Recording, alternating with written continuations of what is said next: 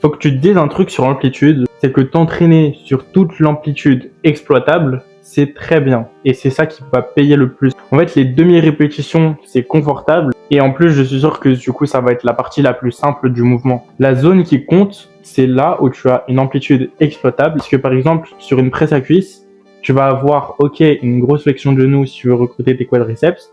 Mais si tu descends trop bas, et bon, c'est rare, tu vas solliciter, bon, c'est mettre l'accent, c'est pas juste visage switch d'un muscle à l'autre. Tu vas du coup solliciter tes adducteurs. Mais du coup, c'est quoi l'amplitude que tu dois avoir sur tes mouvements?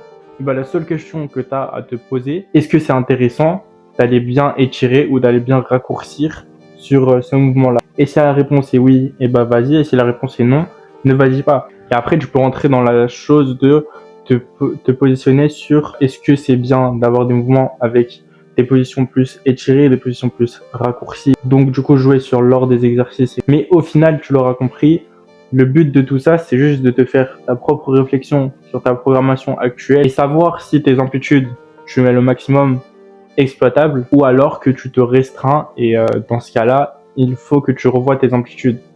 Parce que l'amplitude fait partie quand même de ta technique globale sur ton exercice. Si ce genre de contenu te plaît, abonne-toi à ce compte et commente amplitude et je t'envoie un guide sur comment bien exécuter tes mouvements. Et pour corriger tes techniques d'exécution, rejoins l'application EP Coaching.